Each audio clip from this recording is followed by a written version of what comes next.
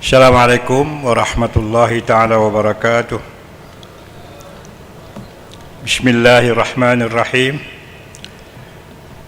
Alhamdulillah rabbil alamin. Wabihi nasta'in ala umurud dunya waddin.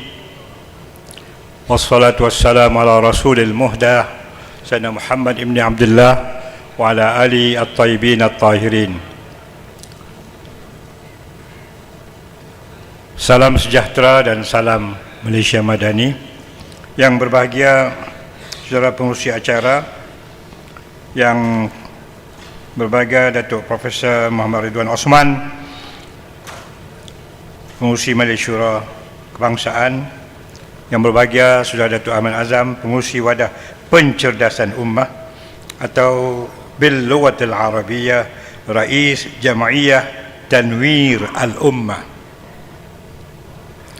Seterusnya ialah saudara Fahmi Muhammad Syamsuddin, tapi saya tak nampak kelihatan lagi, Presiden Angkatan Bela Islam Malaysia, dan juga saudara Muhammad Zul Aiman bin Zulkifli, Presiden PKPM.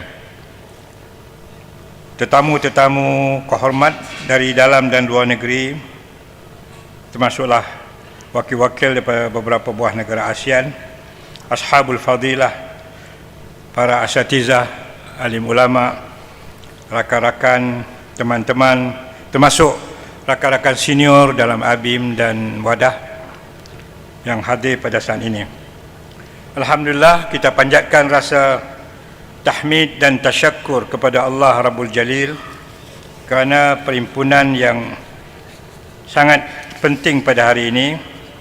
Dan saya tidak mahu dikategorikan sebagai warga RTM, rehat tunggu mati, kerana saya masih alhamdulillah diberikan nikmat kesihatan yang masih gagah perkasa walaupun tidak 100% kerana faktor tabi'i penuaan.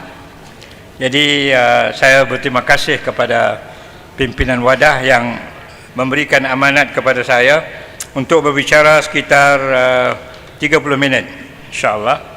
Dan saya mengucapkan terima kasih sekali lagi kepada Farhan Rosli, bekas pembantu saya yang kini berada di Kuching, Sarawak, nak jadi orang Sarawak. Kemudian kepada Sekretariat Wadah yang menyediakan juga PowerPoint. Saya tidak berniat untuk membaca semua PowerPoint, tetapi saya akan impromptu dalam beberapa perkara kerana Fiqh Ta'ayush ini diberikan amanah kepada saya dalam konteks sebuah organisasi ASEAN yang penting, berasaskan kepada peristiharan Kuala Lumpur 2015. Ada apa yang dinamakan kalau di peringkat ASEAN itu G2G, tapi di peringkat rakyat dengan rakyat ada dipanggil organisasi untuk menyantuni warga ASEAN di peringkat akar umbi yang dikenali di dalam NGO atau dalam istilah Indonesianya ormas-ormas, organisasi masyarakat.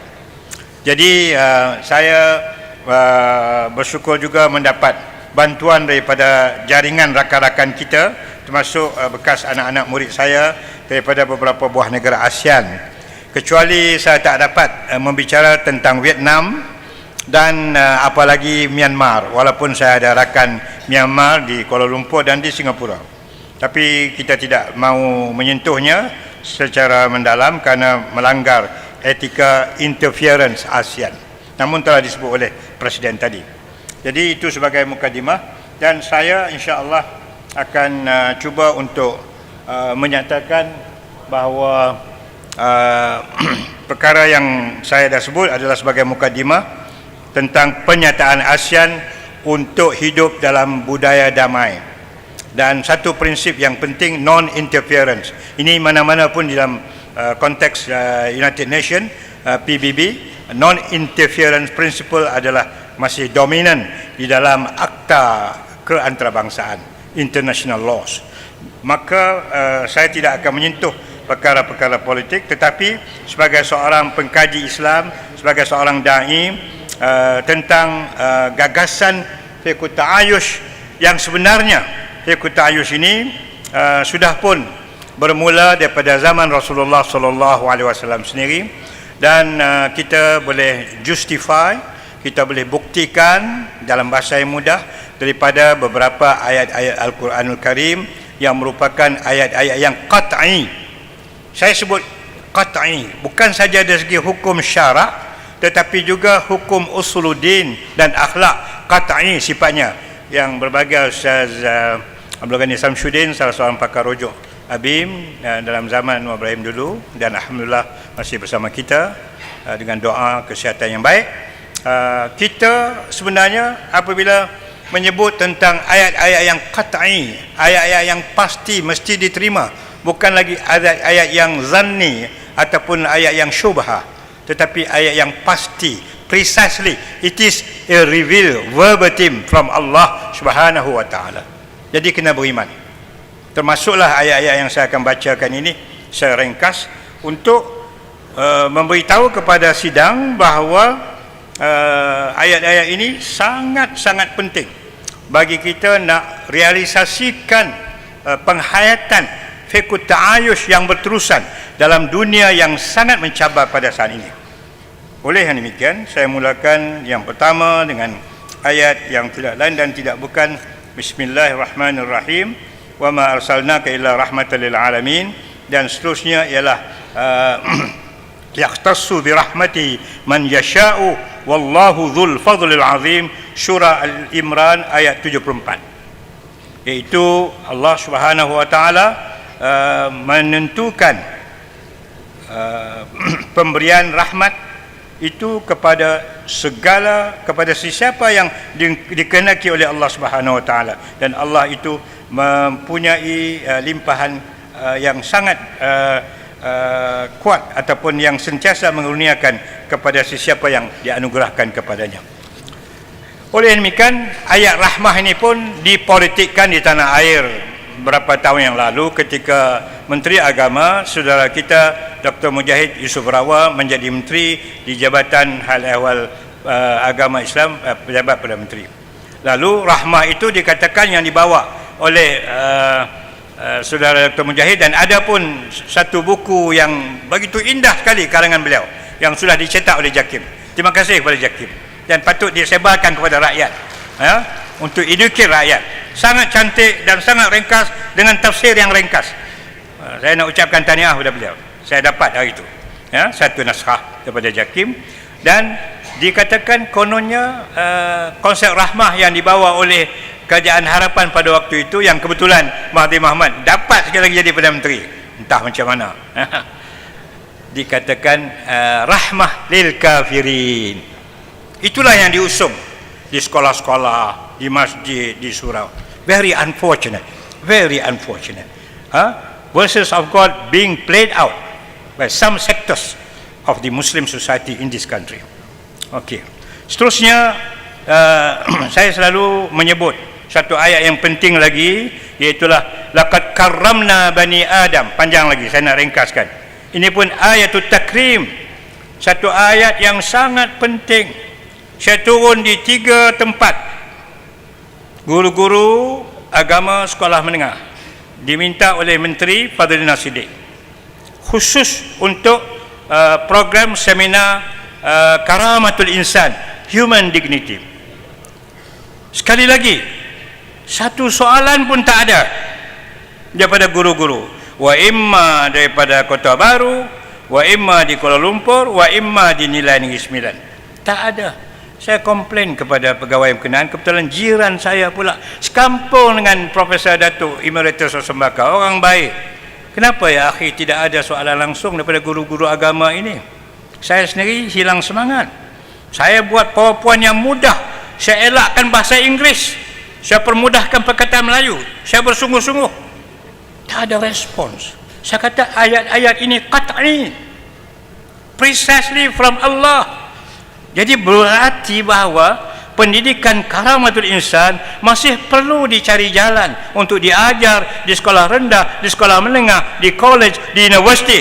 Kalau kita nak berjaya madani dan juga fiqh ta'ayush yang telah diusung di negara ini oleh Saudara Anwar Ibrahim dan Datuk Siddiq Fadil rahimahullah.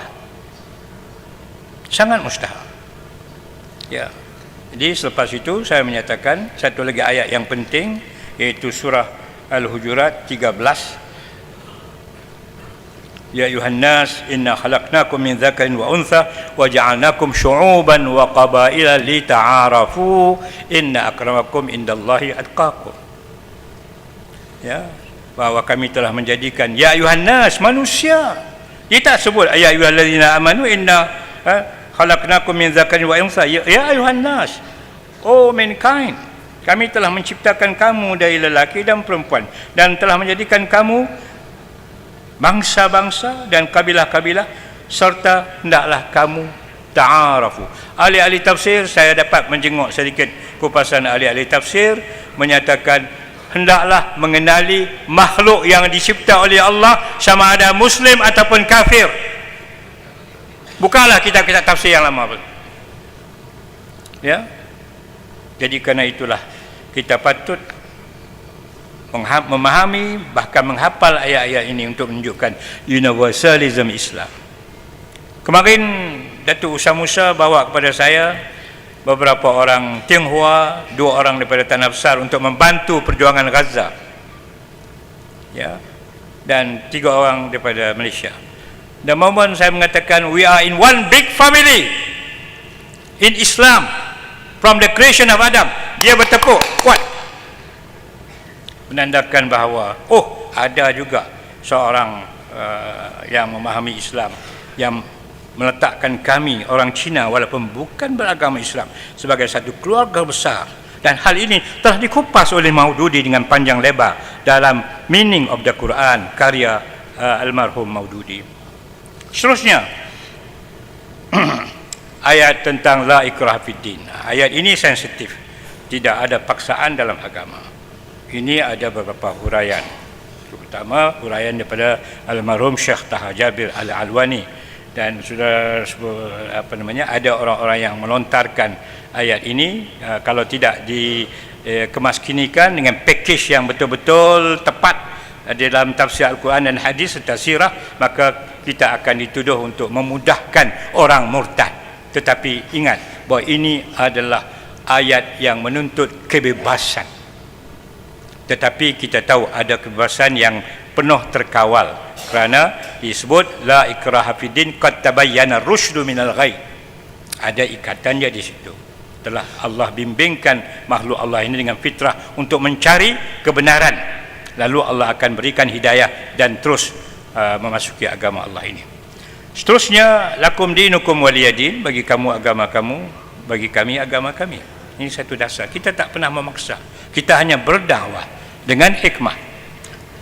Selanjutnya tentang keadilan, sangat mustahak untuk bicarakan fiqh ta'ayush, iaitulah keadilan sosial. Hamka pun sebut dalam karya-karya beliau, termasuk dalam Tafsirul Azhar. Sangat penting untuk memberitahu kepada semua yang kita suruh, termasuk orang-orang bukan Islam, bahawa Islam daripada perspektif Al-Quran, Sunnah dan amalan Rasulullah, serta juga daripada sirah Nabawiyah dan seterusnya, sentiasa menegakkan keadilan.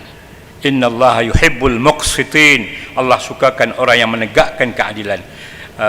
Kita diminta supaya berlaku adil. Wa idza hakamtum bainan nas an tahkumu bil adli. Bila kamu hukumkan sesama manusia, maka hukumlah dengan keadilan. Dan banyak lagi ayat-ayat yang justifikan keadaan demikian. Seterusnya juga ialah ayat yang berkaitan dengan walau syaa Allahu ja'alakum ummatan wahidah, iaitulah surah An-Nahl 93. Kalau Allah nakkan satu umat ini berlaku, boleh dengan kehendak Allah. Tetapi Allah ingin menguji hamba-hambanya yang dicipta untuk mencari fitrah yang sebenarnya, yang telah pun dianugerahkan oleh Allah bagi setiap manusia sebagai satu yang asas. Saya tertarik dengan kupasan yang diberikan oleh Profesor Ustaz Dr. Mahyudin Ali Al-Qarahdari, yang juga rapat dengan Ustaz Abdul Ghani Samsuddin. Buku dia satu yang menarik, Al-Islam Al-Akhar, hampir 300 muka. Dia menyatakan kepada saya dan rakan-rakan waktu kami makan tengah hari di sebuah hotel sebelum beliau menerima rujak. Dr. Azam pun ada, kalau tak salah saya, ketua pengarah IKIM di sini. Dia menyebut satu ayat, wa nafakhtu fihi ruhi, ayat yang Allah nyatakan aku telah tiupkan roh aku kepada Adam AS. Dia bertanya kepada kami semua, Syekh Mahyudin bertanya, apakah roh ini ditiupkan kepada orang Islam saja, kamu semua yang di sini termasuk saya, atau sudah pun ditiupkan kepada setiap anak Adam yang hidup dari dulu hingga sekarang hatta yaumul qiyamah? Dia ada 10 ayat yang membuktikan fiqh ta'ayush ini adalah Quranic. Don't be doubt about that. Sangat mantap, ya. Oleh demikian kita naklah menerima fakta bahawa Allah Subhanahu Wa Taala berhak, kalau dia nak menjadikan kita semua Islam, berhak, tetapi dengan kehendak dia menjadikan kita pelbagai ummah. Dan akhir sekali tentang persoalan keadilan saya sudah pun menyebutnya tadi, ya. Dan seterusnya saya ingin memberikan 2 contoh daripada sirah Rasulullah dan khalifah. Pertama ialah peristiwa yang sangat-sangat menyantun hati kita apabila berlalunya seorang mayat jenazah orang Yahudi di kota Madinah di hadapan Rasulullah dan beberapa orang sahabat. Ada di kalangan para sahabat yang tidak mau menundukkan sedikit kepala mereka. Lalu Rasulullah menegur perbuatan mereka itu. Alaisat nafsan, kata Rasulullah, bukankah itu adalah manusia? Jenazah itu adalah manusia. Alaisat nafsan? Maka jawapannya ialah bala ya Rasulullah. Kalau begitu tunduklah sedikit. Maka kerana itulah kita kena menghormati jenazah walaupun bukan beragama Islam, semata-mata atas asas karamatul insan.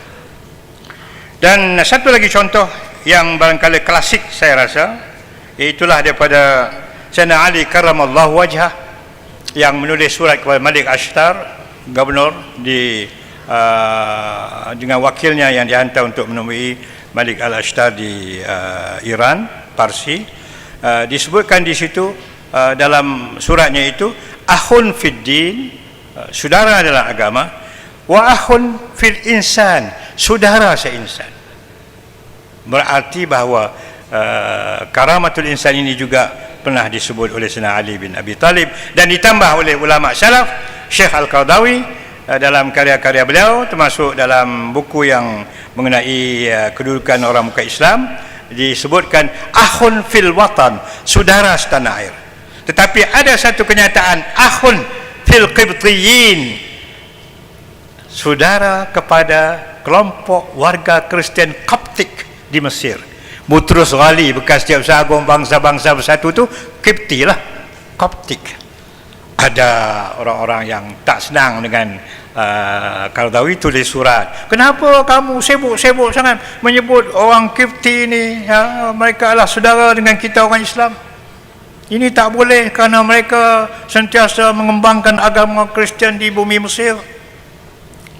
Maka jawapan Syekh Al-Qardawi mudah saja, bahawa tugas saya sebagai pendakwah, yang saya faham bahawa siapa saja termasuk Koptik Kipti di Mesir ini adalah juga saudara kita, kerana ada hadis Rasulullah SAW yang memberikan satu kesimpulan kepada kita bahawa di antara warga Kitapi, orang Nasara Kipti ini, oleh kerana Rasulullah berkahwin dengan Maria Kiptiyah, maka ada sedikit sentuhan rasa Rasulullah untuk tidak melakukan diskriminasi sama sekali terhadap kelompok Koptik di Mesir.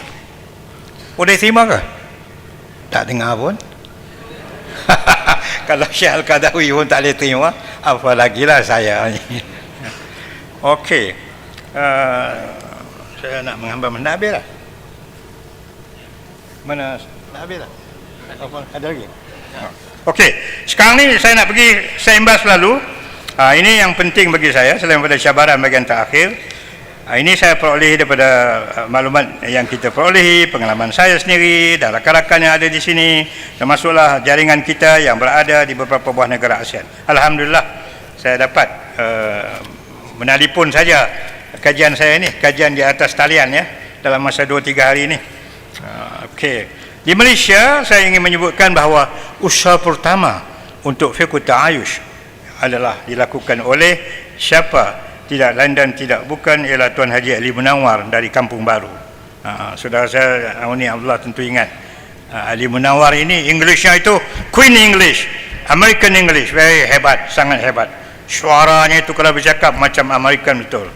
Dia sentiasa berdakwah kepada orang bukan Islam, orang Cina, orang India in English. Ya. Dia kurang fasih dalam bahasa Melayu. Dia sangat fasih dalam bahasa Inggeris. Bersama dengan Tan Chi Kun, bekas ketua pembangkang, seorang doktor yang hebat dalam politik nasional, tetapi mempunyai peribadi yang baik, etika yang baik. Dia datang ke New York, saya diberitahu oleh Duta Malaysia di New York, bukan dia nak cari tempat-tempat aneka sukaria di sana, tapi dia cari mana kedai buku Barnes and Noble. Itu dia. Mana kedai buku Barnes and Noble. Ini dia Tan Chi Kun. Walaupun kuat Kristiannya, tetapi dia tak kembangkan di kalangan orang Islam, dan dia bersama dengan Haji Ali Munawar memperkatakan peri pentingnya keharmonian antara bangsa, suku, kaum dan agama di Malaysia dipertahankan. Seterusnya, pada tahun 1999, Datuk Seri Anwar Ibrahim buat satu ucapan yang bersejarah dalam Habib. Ucapan itu bertajuk Islam dan Penyelesaian Masyarakat Majmuk, warna kuning. Itu Ustaz Ghani Samsudin, tengok dalam teks itu tulisan tangan Ustaz Ghani Samsudin, betul tak Ustaz? Hadis itu dituliskan oleh Ustaz Ghani Samsudin, cantik tulisan khat Arabinya ya, sama Fadil Noor, Razali Nawi, Muhtar Syafi'i ya. Ramai Anwar dapat tangkap ustaz-ustaz pada Azhar ni. Anwar pun sebut kepada saya, Ana ni pendidikan Inggeris, tapi Ana bahasa mujur lah, ustaz-ustaz pada Azhar, Madinah, Baghdad boleh bersama dalam Habib. Itu apa namanya, kepintaran Datuk Seri Anwar Ibrahim. Lalu Datuk Seri Anwar menyampaikan satu ucapan yang sangat bersejarah. Saya lagi dia quote apa namanya, segala pandangan-pandangan ulama-ulama salaf dan khalaf, kemudian dia mengambil pandangan tokoh-tokoh orientalis yang simpati dengan Islam. Thomas Carlyle yang memperkatakan bahawa human rights in Islam is further or more advanced than Christianity than United Nations. Dia mengambil pandangan beberapa lagi tokoh pendakwah seperti kalau tak silap saya TV Arnold, Preaching of Islam, yang begitu bersimpati dengan universalism Islam. Demikianlah pembacaan Datuk Seri Anwar yang luas. Pada ketika itu kita baru saja berada, kita dah keluar universiti pada waktu itu, 74 dah keluar, ni ada di sini. Okey, seterusnya saya menarik perhatian, hadir dalam persidangan di UKM itu pada tahun 1979 beberapa orang pemimpin kanan politik DAP, Lim Kit Siang, Karpal Singh, saya tak tulis, Chan Man Hen, yang kanan-kanan. Lalu bila mendengar ucapan Anwar itu, mereka tersantun jiwa mereka, lalu mengajak Anwar berdialog di Cameron Highland sebulan selepas itu. Dan dalam dialog itu mereka mendapati bahawa Anwar Ibrahim ini sebenarnya adalah seorang Muslim moderat, bukan seorang pendakwah yang hulu macam disebut oleh Datuk Ahmad Azam tadi, yang ekstrim, tetapi always being moderate Muslim. So mereka tertarik dengan Islam yang dibawa oleh Datuk Seri Anwar Ibrahim ketika itu adalah pemimpin Habib. Seterusnya ada beberapa poin lagi yang saya boleh sebutkan, di mana Datuk Seri Anwar Ibrahim juga Presiden MBM. Dia dah berkawan rapat dengan beberapa tokoh Hindu, sistem Manggalam lah, tak pernah kita dengar nama, saya masih ingat lagi sistem Manggalam ya. Fernandez, kuat Kristiannya, dijemput dalam penubuhan Parti Keadilan ya, tapi tak pernah berdakwah di kalangan komuniti Islam dia berdakwah di kalangan komuniti Kristian. Ada yang Buddhis ya. Waktu beliau menjadi Presiden MBM itulah saya dibawa oleh beliau untuk belajar berdialog di Port Dickson, di Genting Highland, di Singapura, National University of Singapore, Bukit Timah, dan dia pernah ke Hong Kong, dia pernah ke Bangkok, menunjukkan bahawa dia telah komit kepada fiqh ta'ayush. Selanjutnya saya menyebut tokoh-tokoh ABIM yang komited kepada fiqh ta'ayush, bermula dengan Dr. Osman Bakar yang memang begitu pertinent dan sangat prihatin dengan persoalan Islam dan masyarakat majmuk. Dr. Ghazali Basri yang Ana menelpon dia beberapa kali, ada karya-karya dia, termasuk satu karya yang mutakhir ini, satu kajian di antara Bible dan Quran dalam beberapa tema-tema yang tertentu. Dan juga Dr. Kamal Onyah yang melaksanakan satu kajian PhD on Al-Biruni di bawah bimbingan akademik tokoh termuka yang baru dinobatkan sebagai Profesor Diraja, Profesor Syed Muhammad Naqib Al-Attas. Al-Biruni menulis buku The Book of Hind, itu seolah-olahnya dia beragama Hindu, tetapi dia tegar dalam kitab-kitab dia. Dia menyatakan I'm a committed Muslim. Apabila kita pergi ke Uzbek baru-baru ini, Profesor Yusuf Osman ada, Dr. Azam pun ada, saya kagum melihat bagaimana saintis-saintis yang kita hormati, termasuk Al-Biruni dalam bidang astronomi, algebra dan sebagainya, boleh menulis kitab tauhid, boleh menulis kitab tauhid dalam bentuk manuskrip yang masih ada sampai sekarang. Itulah salah satu sumbangan dunia Central Asia yang merupakan part and parcel cradle of Islamic civilization. Jadi Al-Biruni menulis buku tentang Hindu. Apabila Husin Nasr datang ke Tanah Melayu, ke Malaysia, berjumpa dengan Anwar Ibrahim dan juga dengan rakan-rakan lain, Osman Bakar, dia menyatakan bahawa saya merasa terkejut. I'm a bit surprised. You do not have a specialist in Hinduism, Taoism, Confucianism, Buddhism, Sikhism. Dan wahal ini adalah tradisi Islam di mana Al-Baghdadi menulis, ya, Al-Biruni menulis, ya, Al-Baghdadi Kitabul Firaq. Ada lagi kitab yang Al-Milal wal Nahal, menunjukkan mereka telah membicarakan bukan saja agama kitabi tetapi juga yang non-kitabi. Dalam hal inilah almarhum Profesor Tan Sri Kamal Hassan melatih anak rakan baiknya almarhum Ustaz Osman Muhammadi yang bernama Asma, mendapat PhD di UIA di bawah tangan beliau tentang Islam and Sikhism, dan dia mewajibkan anak muridnya itu belajar bahasa Punjabi untuk boleh membaca skrip Sikhism dengan lebih lanjut lagi. Ini salah satu bukti komitmen Profesor Kamal Hassan. Selain daripada buku yang beliau tulis sangat-sangat instrumental dalam bahasa Inggeris dan elok diterjemahkan dalam bahasa Melayu, dan kami di AKIM sedang rancang untuk terjemahkan dalam bahasa Arab untuk menunjukkan suara Islam yang moderate ke dunia Timur Tengah. Iaitulah buku yang berjudul, itu dia, buku yang berjudul Modern Islam, Voices of Modern Islam, Suara-suara Islam Sederhana from the Malay World. Yang menariknya, dalam beberapa makalah yang disunting oleh beliau, 2 makalah khusus tentang Buddhism dari segi ethics yang ada nilai yang bersama dengan Islam. Tetapi hal ini disensasikan juga di tanah air kita pada hari ini oleh setengah ustaz-ustaz yang tidak pun mengalami tradisi mempelajari Muqaranatul Adyan. Walaupun Al-Azhar mempunyai Muqaranatul Adyan, saya tak tahulah di mana moralnya kepada pelajar-pelajar yang mempelajari Muqaranatul Adyan di Al-Azhar University untuk mempertahankan satu gerakan keilmuan ketamadunan yang menunjukkan kita ini adalah eksklusif, tegar dengan tauhid, tak berubah walaupun membicarakan pluralism. Kita ada istilah-istilah yang lain, perbilangan, jamak agama, jamak budaya, jamak bahasa, jamak kebudayaan. Kita juga adalah dalam dunia keterangkuman, inclusivity. Inilah kelebihan Islam, universalism of Islam, umpamanya dalam konteks humanism.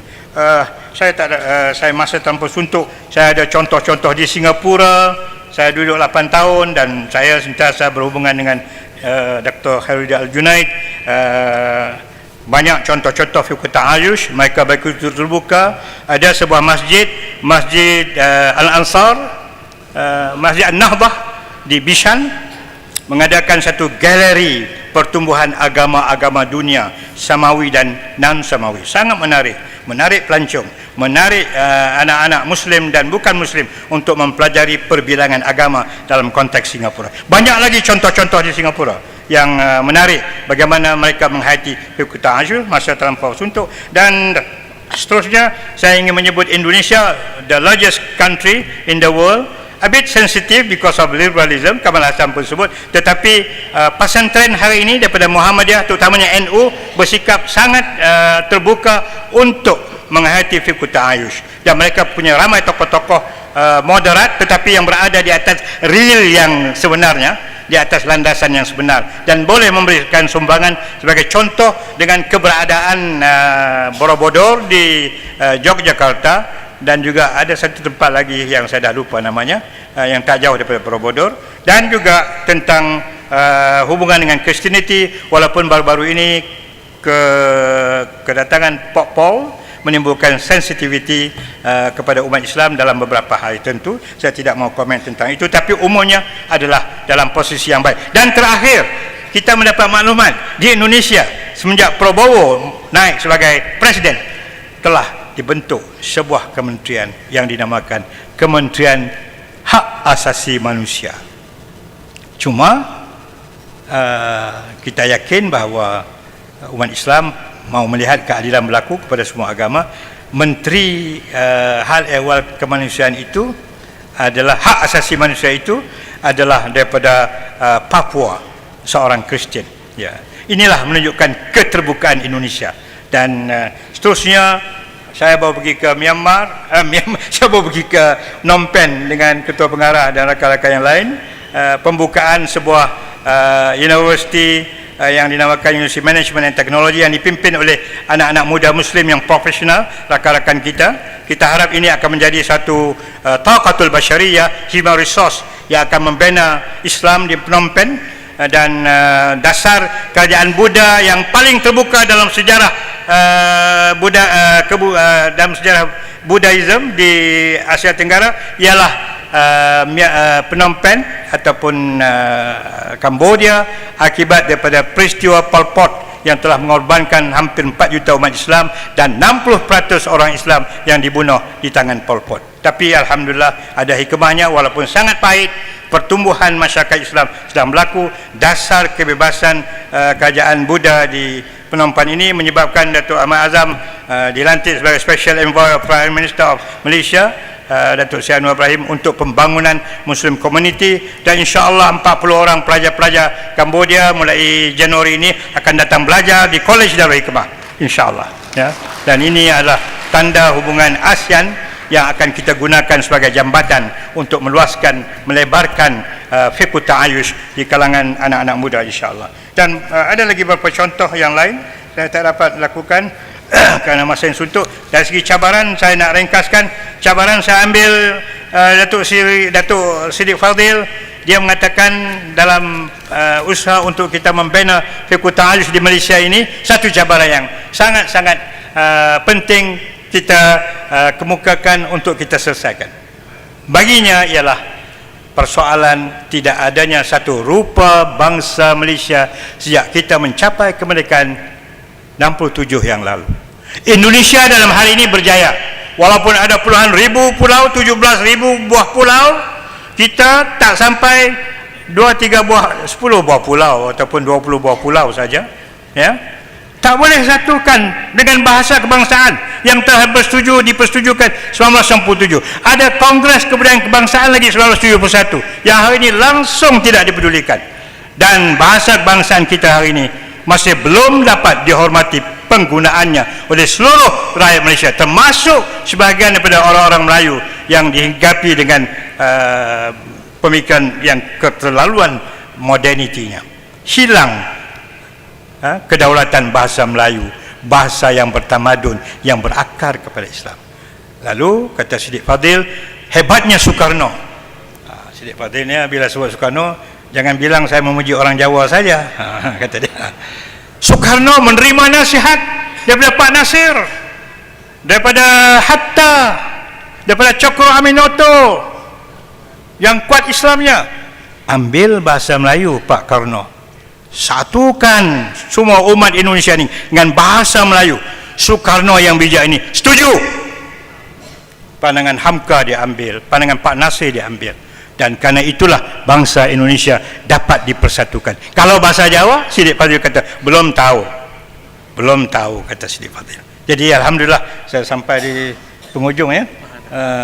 Cabaran yang terakhir saya ringkaskan, mengambil semangat kemadanian Datuk Seri Anwar Ibrahim dalam segala aspek kehidupan dengan 6 rukunnya itu, maka kita boleh menjadikannya sebagai satu wahana yang sangat penting untuk kita majukan. Dan IKIM telah menganjurkan Global Madani 2 bulan yang lalu bersama Wadah, dan kita yakin insya-Allah bahawa Madani akan dipasarkan di peringkat antarabangsa. Tetapi sebelum itu, mari kita jadikan Madani dalam konteks Malaysia dahulu. Masa terlalu suntuk. Sekian, wassalamualaikum warahmatullahi taala wabarakatuh.